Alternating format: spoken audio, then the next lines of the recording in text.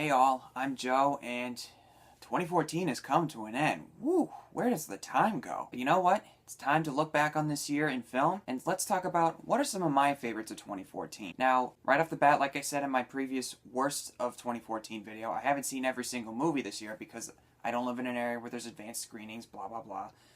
And I didn't get a chance to see Nightcrawler, Whiplash hasn't gotten here yet, American Sniper hasn't gotten here yet, and I haven't seen How to Train Your Dragon, because I haven't seen the first one yet. I will, don't worry. Can't promise that I will see them pretty soon, but I will see them at some point. But like with a lot of lists, there's going to be people who are like, why is that there? What's that doing on this list? Why did you put that there? Why? It happens all the time. I see it on top 10 lists or favorites of the year all the time because of a certain order and everything.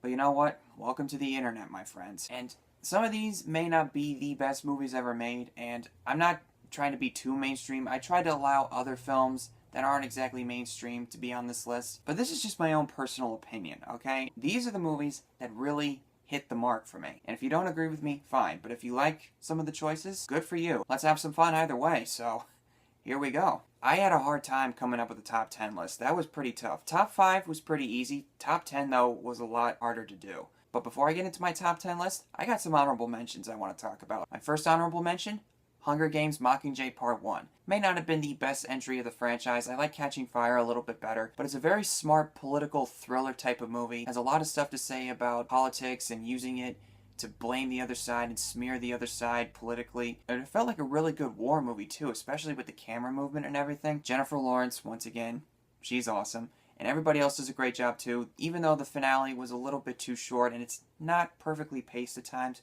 It's still a really good movie and I definitely recommend it. The next honorable mention, The Lego Movie. One of the best animated flicks in recent years and one of the most cleverly written animated films. One of the best endings I've ever seen. Very touching also. And Space Boy, Spaceship! Spaceship! Spaceship!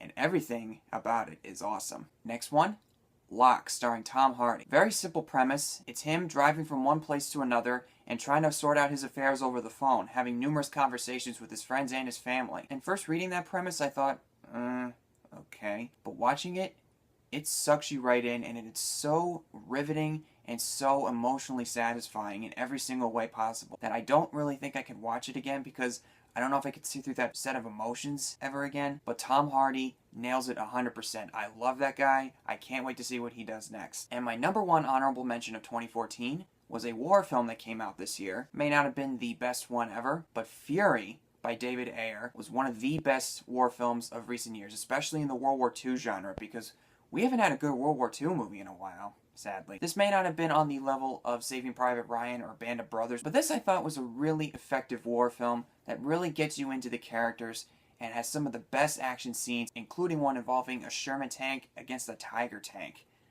That was incredible, and I can't wait to watch it again. Now that we're done with the honorable mentions list, let's get into the top 10, which I had a hard time figuring it out, but I got it. Number 10, Edge of Tomorrow. I like me some good action movies, and some good sci-fi films also, especially if they come out in the summertime. But Hollywood has a tendency to make some that are not so good. This is one of the good ones, and one of the most underrated ones, I would say. Edge of Tomorrow is one of the most original sci-fi action flicks I've seen in a long time. Tom Cruise killed it, and it's nice to see him do something a little different other than the typical stoic action hero that he's used to playing. And Emily Blunt is a standout. She is incredible and has some really good humor too, and it plays on the Groundhog Day aspect a little bit differently than I thought it would. It's not a movie with a lot of various themes and stuff, but it definitely is a lot of fun and it keeps you into what's going on. Check it out if you haven't seen it. Number 9, Marvel, you continue to impress. Guardians of the Galaxy. One of the most self-aware superhero movies and one of the most self-aware films in quite some time. Feels like it came from some era like the 70s where you could just do whatever you wanted and just go ahead with it regardless of how ridiculous it looks on paper, because you got a raccoon, a talking tree, a green alien, and all this other cosmic stuff going on. On paper, you would be like,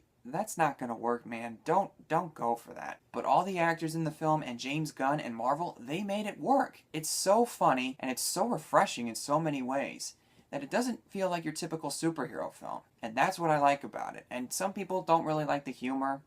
Okay, fine. It's not your kind of humor, I get it, but I had a lot of fun with Guardians. I can't wait for the next one. Number 8 is a movie that came out technically around this time last year, in December 2013. But since it got to my area in 2014, in January, I consider it a 2014 release. And it's another war film. And war films have a special place in my heart, especially since now I'm in the service. But Lone Survivor is one of the most enthralling war action films that I've ever seen. The story was pretty basic, much like Fury, but I think it was necessary for this type of movie. There's not too much of a story, it's mostly an account of what happened, but it does get you enough information on the characters to get you into them, and it gives you a reason to root for them. And it has a really nice message about the kindness of others as well. And the biggest compliment I can give to these actors who play the Navy SEALs, they feel like real people. They don't feel like your cliched John Wayne types. And since I'm in the service, that's something I really look for in a war film like this, and I'm very appreciative of that. Number 7, Boyhood. Not too familiar with Richard Linklater's work, one of the most original films I've seen in a while. It's a collection of short films that were filmed over the course of a decade.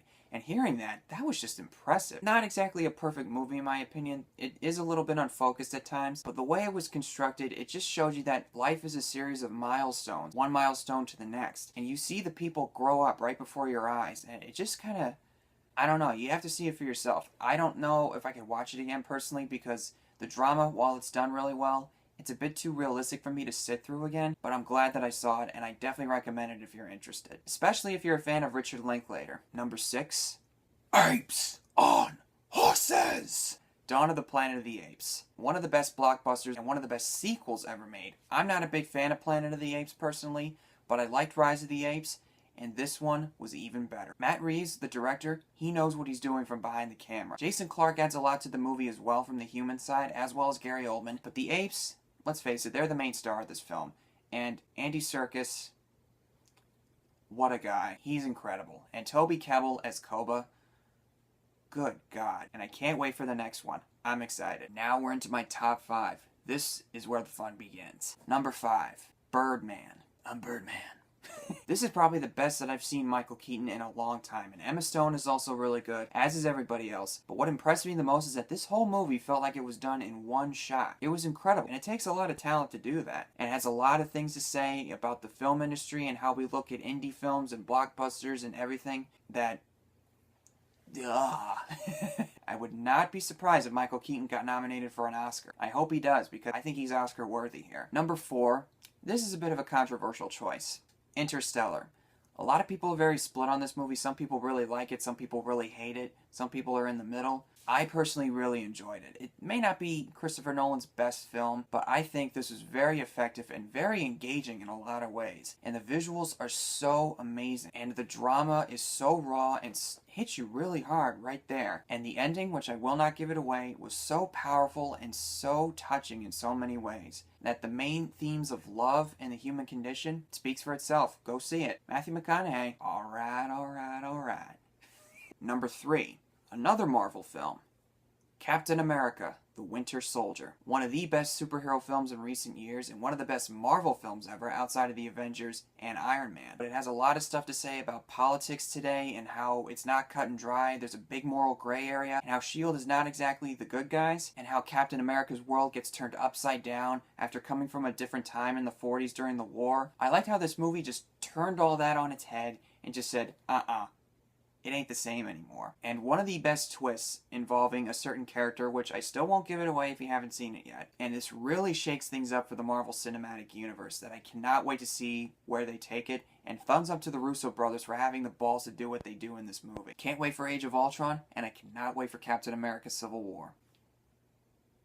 Number 2, Gone Girl. Oh man, this was quite an experience. I was on the edge of my seat 98% of the time. David Fincher is a master. I cannot wait to see what this guy does next. Ben Affleck is terrific in this. This is one of his best performances. And Rosamund Pike, my God, Rosamund Pike. There's a lot of stuff to say about the media and how we get sucked into another person's life that's broadcasted on the news, and marriage and all that stuff. If I even try to talk about any single detail of this movie, I'm probably going to ruin it for you. Go see Gone Girl. And now we are at number 1. Now, I really liked it when I saw it earlier this year, but watching it a couple more times on Blu-ray, I liked it even more, and that I finally can safely say that this is definitely my favorite of the year. Call me mainstream, call me a fanboy, however way you want it, but here's my number 1.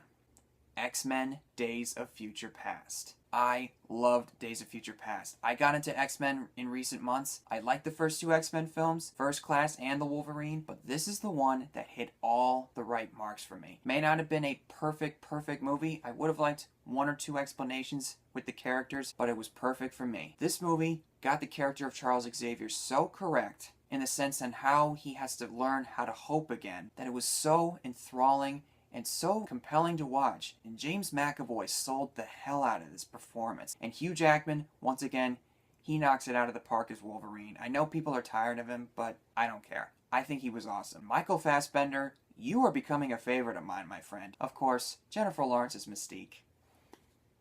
Okay, I'm sorry. Thank you, Bryan Singer, for coming back and correcting all the mistakes that were made by Brett Ratner. Thank you, Bryan Singer, and Simon Kinberg as well, and everybody else involved for bringing all this together and correcting all the mistakes that were made with X-Men 3.